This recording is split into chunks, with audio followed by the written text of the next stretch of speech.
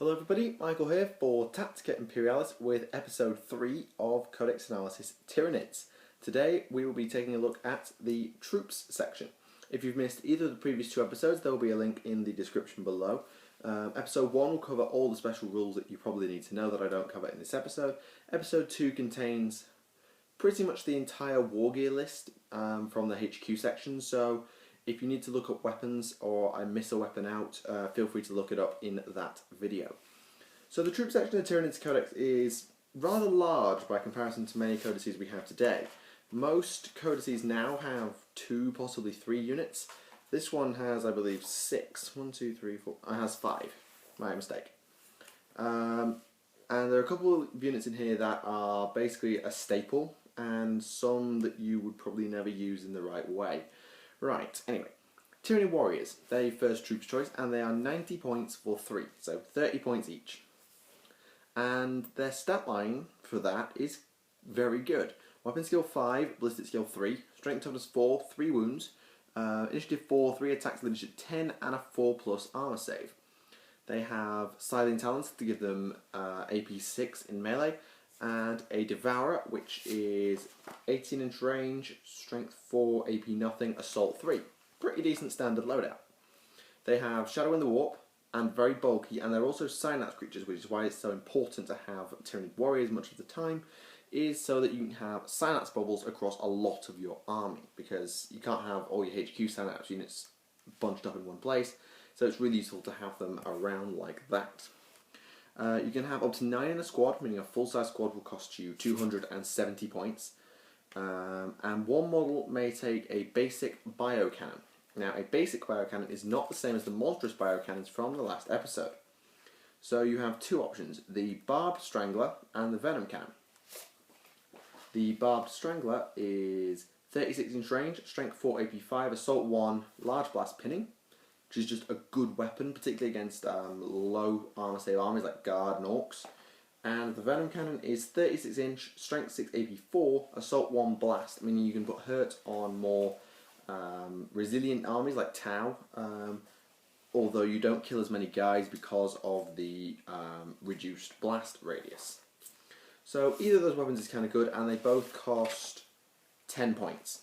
Overall, I think most people prefer to run Barbed Stranglers from what I see on battle reports and things, but Venom Cannons are also kind of useful.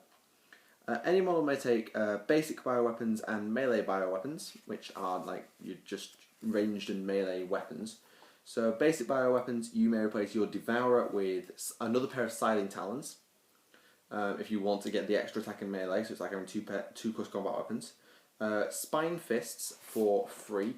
Now, Spine Fists is 12-inch range, strength 3, AP 5, assault X, twin link. Now, assault X, I believe, is just your number of attacks, but I will go and have a look because I'm not 100%. I'll probably need to look again in a bit. Spine Fists get 1 shot for every attack on the unmodified characteristic profile of the creature firing them. So, a Termagant with 1 attack fires 1 shot, while the Ravener with 3 attacks fires 3 shots. So, in this case, they will fire 3 shots, so treat them as strength 3, AP 5, assault 3, twin linked. Is that better than Devourer? No, probably not. I think I would rather have my Devourer than that. And your other option is a Death Spitter for 5 points, which is the same range, but it's strength 5, AP 5 instead of strength 4, AP nothing. This is just a flat out good upgrade, and I recommend you do it if you are not point skimping, because well, you get higher strength, you get an AP value, you just get amazing, basically, super bolt guns, basically. So that's a really good upgrade. In terms of melee bioweapons, you may replace your pair of Silent Talents with Rending Claws, so you get AP 5 and Rending in melee. Bone Swords, so as you get basically power weapons, but they have life drain, so they cause instant death on a 6. Or a Lash Whip and Bone Sword, which means that you get the same benefits as a Bone Swords pair, but you also get +3 initiative, meaning that you strike at initiative 7, which is faster than basically everything in the game, especially at that cost. Although it does mean that a Tyranid Warrior with Lash Whip and Bone Sword will cost you 50 points each, just bear that in mind. The big weakness of Warriors is their vulnerability to instant death, like crack missiles and Lehman Russ battle cannons. They have a few more biomorphs I just want to go over quickly. They can take Toxin Sacs for poisoned in melee, 3 points a model. Kind of useful, but generally they use warriors at range rather than for melee. Flesh Hooks, 4 points a model, and Flesh Hooks are Strength User, Assault 2, AP nothing, 6-inch range, Strength 4, AP dash, Assault 2, 6-inch range, 4 points, it's okay. And Adrenal Glands for, I believe it's just Furious Charge. Also has Fleet. So, again, if you're going for melee, that's a decent build to have, but I don't think it's that good. So, Warriors are best used, I think, at range. Most people use them at range with Death Spitters, Barbed Stranglers, and the like. Their main use is Synapse Bubbles, so MSU is probably a better way to run Warriors than as one big horde, because they're less vulnerable to pie plates as well in that regard. Next up, Gene Stealers, everybody's favourite. They're 70 points for a squad of 5, so 14 points per model, and are weapon skill 6, BS 0 because they have no gun, strength 4, AP 4, 1 wound, initiative 6, 2 attacks, leadership 10, and a 5 up save. That's ridiculous. They have Rending Claws, not two pairs of Rending Claws, so they don't get an additional attack because weapons come in pairs. So Rending Claws is just a thing. It doesn't actually get any extra attacks as a result. That's just something you need to consider. They have Fleet, Infiltrate, and Move Through Cover. Now they don't have Synapse Creature and they don't have Instinctive Behavior. They're I think the only unit in the entire Codex with neither of those rules because they're designed to operate independently in the lore, so they don't need Synapse Control, nor do they have a Synaptic Link. They're infantry, and you can have up to 20 in a squad, so a full-size squad will cost you 280 points. Any model may take Scything Talons for an extra attack in melee, which is probably something that's quite useful, but it does cost you 4 points each. So is it worth paying 18 points a Gene Stealer? I'm not sure, because they do die very easily to things like bolt guns. All Gene Stealers in the unit may take Adrenal Glands for 2 points each. Probably good, because you already have Fleet, but Furious Charge means you'll be Strength 5, and Rending means you might actually hurt some vehicles if you want to. Toxin Sacs are probably okay if you're not running Adrenal Glands, because Strength 5 means you'll be wounding on 3s in most cases. Toxin Sacs means that you're wounding on 4s. So, just something to think about. You may add a Broodlord as well for 60 points. He used to be a HQ, he's now an upgrade character, who is Weapon Skill 7, BS 0, Strength 5, Toughness 5, 3 wounds, Initiative 7, 4 attacks, Leadership 10, and a 4+ save, so he's a little bit more resilient as well. He is bulky, a Mastery Level 1 Psyker, but he always knows the Horror, which I covered in Episode 1. It's basically a pinning check on -2 Leadership, which is kind of useful if you want to get a unit locked down and weakened before you run into it or something. It says here he only has 1 pair of Rending Claws, but he can then take items from the Biomorphs list. Yeah, I do. Just got to find that now. Give me a moment. So he can take Toxin Sacs for 10 points, Acid Blood for 15 points, meaning that if he takes damage, you can, in melee, you can cause Strength 5 AP2 hits on the units that caused it. I don't think it's that good for 15 points. Adrenal Glands, again 15 points, making him Strength 6 on the chart, which is probably kind of good. And Regeneration for 30 points, he is too not tanky to get away with it, because Toughness 5 and a 4 up save only will take you so far. So I don't think Regen is worth it, considering it makes him cost 90 points. So I think Broodlords are best left as is. You may want Acid Blood, but I wouldn't do any more than that to them. Gene Stealers on the whole are just used for basically creating havoc by either outflanking, infiltrating, being annoying, and not having Synapse to worry about. Makes them very adaptable and useful in that regard. Then you have Termagants, Termagants, Termagants. I've heard them pronounced a million ways. Personally, I call them Termagants, even though the spelling does not allude to that. Anyway, they are 40 points for 10, meaning they cost 4 points a model, which is less than an Imperial Guardsman. And they have a stat line that is ever so slightly worse than an Imperial Guardsman. So they are Weapon Skill, Ballistic Skill 3, Strength and Toughness 3, 1 Wound, Initiative 4, 1 Attack, Leadership 6, and a 6 up save. So they die really, really fast, and they have no leadership to speak of. But the reason that doesn't matter is because Synapse makes them fearless anyway. They have Move Through Cover, which is kind of nice, and instinctive behaviour lurk, meaning that they are not good in getting involved in things and will often run for cover or run off the board. They're armed with a flesh borer, which is 12-inch range, strength 4, AP 5, assault 1. It's basically a bolt pistol, I guess. I can't really say any more than that. May include up to 20 additional termagants, 40 for 4 points each, meaning a full-size score will actually only cost you 120. Now here's the important thing that you should know. There is a rule in here called the Scuttling Swarm. For every Termagant brood of 30 models, so if you go full size, 120 points, you include one Tervigon, which I covered in the last episode, which is a HQ choice, as a troops choice instead, meaning you can just create even more Termagants, making a Tervigon the ultimate objective camper if you want to max out your Gaunt broods. Most people don't, because keeping a handle on them can be awkward and they're generally not that good. But if you want the ultimate objective camper, Tervigon protected by a 30-man brood of Gaunts, which just spawns more Gaunts. Yeah, ultimate objective camping slash running away with the relic type of unit. It's terrifyingly good. For every 10 Termagants, one may replace its flesh borer with a Strangle Web. Now a Strangle Web is a strength 2 AP nothing assault 1 pinning flamer template, which is terrible. I don't like it, I don't recommend it. Any model may replace its flesh borer with one of the following. Spine Fist for free, basically changing their weapon to be strength 3 AP 5 assault 1 twin linked instead of strength 4 AP 5 assault 1. So you lose a strength, but you gain twin linked. Is it worth it? I don't know. I mean, your ballistic skill is pretty bad, but strength 3 versus strength 4, particularly in a marine dominated or a guard dominated meta, makes a big difference, I must say. Spike Rifle, also for free, which gives them 18-inch range, strength 3 AP nothing assault 1, basically a bad las gun, and therefore, because it's a bad las gun, I thoroughly recommend you steer clear of this weapon at all costs. Or a Devourer for 4 points a model, which is, as I've said, strength 4 AP nothing assault 3, but 18-inch range. Devourers are better and worse than Flesh Borers. They have a longer range and more shots, but no AP value.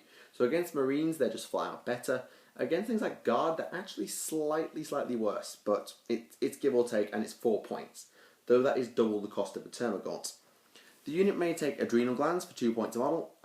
No, because the other thing you'd use it for is Fleet, never Furious Charge. Toxin Sacs for 2 points. You're not going into melee, don't even think about it. So I would recommend you don't use those Biomorphs. Hormagaunts. Wait, Hormagaunts, Termagants. Can we be consistent, please, GW? Come on. Right. Hormagaunts have weapon skill, ballistic skill 3, strength and toughness 3, 1 wound, initiative 5, 2 attacks, leadership 6, and a t-shirt 6-up save. They also have Scything Talon, so they do strike at AP 6, good against Orcs. It's something that I didn't think about until I realised that my Orcs actually die to these things really easily. They have Fleet by default, so Adrenal Glands are less good on them. Instinctive Behaviour Feed, which means they have to run for melee and might actually eat themselves, so get them in silence range. Also have Move Through Cover and Bounding Leap. Now Bounding Leap means that they run an additional 3 inches, meaning that their normal run is d6 plus 3, meaning they can move ridiculously fast if you're not careful. They're 5 points a model, and you have to start with a minimum squad of 10 for 50 points. May include up to 20 more, meaning a full-size squad will cost you 150. May purchase Adrenal Glands for 2 points each, or Toxin Sacs for 3 points each. Toxin Sacs is a good upgrade because your strength 3 is generally not going to be better than the toughness of your opponent, because the only thing I think that's toughness 2 is Grots these days. So winning on 4s, particularly against Marines where you'd be winning on 5s, or I think you'd be winning on 6s, is just good, and against monstrous creatures it can make them an actual tar pit with a threat. Adrenal Glands, give or take, I don't really like them that much. Hormagaunts are better than Termagants. Statistically, they're better than Termagants. But people prefer Termagants because they actually kill things a lot more reliably. But Hormagaunts are a great carpet type unit, just run up the board, cause mayhem, and eat a ton of bullets.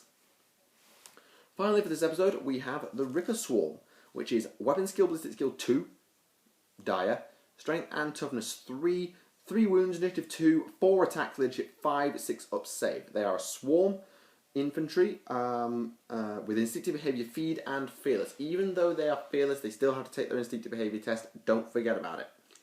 You start with 3 for 39 points, meaning they are 13 points per base. They have no weapons. They just eat you. May include up to 6 additional Ripper Swarms, 13 points each, meaning a full-size squad will cost you 9 times 13 is 117 points. The unit may take Spine Fist for 4 points each, meaning that they get basically 4 Twin Link, Strength 3 AP5 shots, but it is BS 2, so that Twin Link is really, really important. Is it a good upgrade? Maybe. I couldn't be 100%. They may take Toxin Sacs for 4 points, probably worth it. Adrenal Glands, 6 points, less worth it. Although it's a lot of Strength 4 attacks. And they may purchase the Deep Strike special rule for 2 points per base, meaning that it could be a great little drop-in, cause a problem, kill us quickly or we're going to eat you type of unit. As swarms, they are vulnerable to blasts and templates, if that's still a rule, but I believe they also have stealth all the time. I don't think they are amazing Ripper Swarms, but they are kind of like Hormagaunts. They're a great carpet that if you leave them alone, they will eat you. Painfully. And that is the troop section. So, going back in review, your mainstay of your troops will be Tyranid Warriors because Synapse Bubbles and adaptability. They can go melee, they can go shooting, they can do a mix using some shooting weapons, some melee weapons. Generally they're used at range because they're safer that way. Main risk with them is getting hit by pipe plates, so you will want a Venom Throat to protect them. That I'm covering in the next episode, which is the Elite section. Gene Stealers are great. I think Gene Stealers are awesome. Maybe it's because I kind of like Gene Stealers in the lore and because of Space Hulk. But I think they're really good. Broodlords are terrifying, but they are kind of expensive. Kind of got the same syndrome as Warriors, but even worse because of their 5+ save means they die to bolt guns. The Broodlord is not so bad, but Gene Stealers are very, very easy to kill. Termagants. These should be your mainstay troops outside your Warriors if you want to bulk out, in my opinion, because they give you a shooting threat, and you can take big squads in order to unlock Tervigons as troops, which is ridiculously good.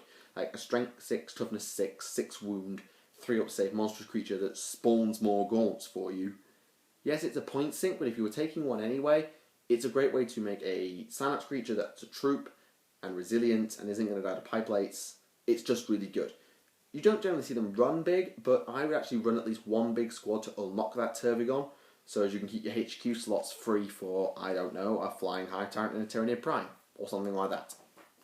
Hormagaunts are your living carpet. They are designed to rush face, and that's it. They can't do anything else than rush face. If you want them to go after objectives, Bounding Leap is a nice little workaround, but I don't think they're that good at that. Ripper Swarms, see everything I said about Hormagaunts, only a million times more about going for the face. Unless you use them as Deep Strike, then they're great distractions. Anyway, that is the end of this episode. I hope you enjoyed it. Leave a like if you did, and leave any suggested comments for future episodes, or just suggestions generally down below. Thank you for watching this video. Next in this series will be the Elite section. My name is Michael for Tactica Imperialis, and I will see you all again.